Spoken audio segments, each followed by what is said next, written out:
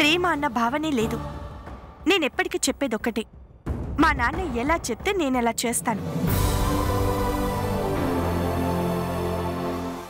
ఆయనకి మంచి కూతురుగా ఉంటాను. ఎప్పటికీ ఆయనకి తలవంపులు తీసుకురాను.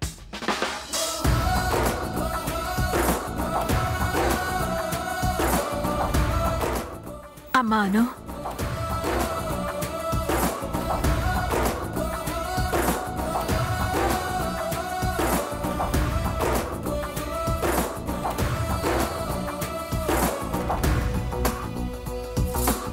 అను, నన్ను క్షమించమ్మా.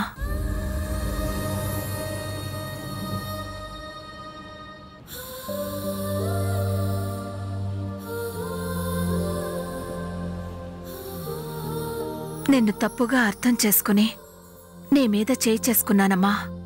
నువ్వు నా నానమ్మవి. నువ్వేం చేసినా నా మేలు కోరే చేస్తావు.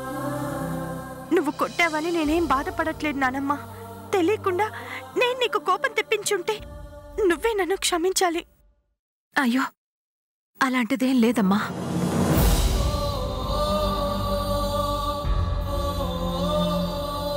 ఎంతైనా నా మనవరాలిది తండ్రి పోలిక. పెద్దవాళ్ల పట్ల గౌరవం, ఆ వినయం, మాట జవదాటకపోవడం. వాడున్నాడెందుకు? ఎవరమ్మా? ఇంకెవరు? ఆ జై. ఇప్పుడు జై ఏం చేశాడమ్మా? ఏం చేశాడంటవేంట్రా? ఆవిడగారేమో నా కొడుకుది నా పెంపకం, నా మాట జవదాటాడు అని గొప్పలు చెప్తూ ఉంటుంది. వాడు మాత్రం తల్లికి తెలియకుండా చేయాల్సినవన్నీ చేస్తూ ఉంటాడు. అత్తయ్యకి తెలియకుండా బావ ఏం చేశాడమ్మా? మీ అత్తయ్య ఎవరిని ప్రేమించకు, ఆడపిల్ల ఉన్న వైపు కన్నెత్తు కూడా చూడకు అని సోది చెప్తూ ఉంటుంది. వాడు ఏదో ఒకరోజు తల్లికి తెలియకుండా నీలాంటి దాన్ని పెళ్లి చేసుకుని వస్తాడు చూడు.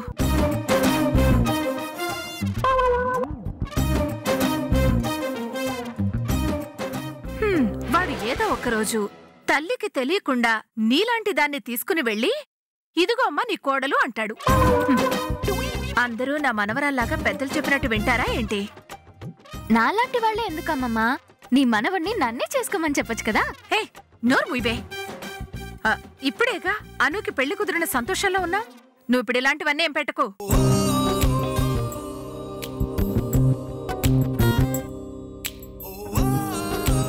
మహాలక్ష్మి, కాఫీ తీసుకురా.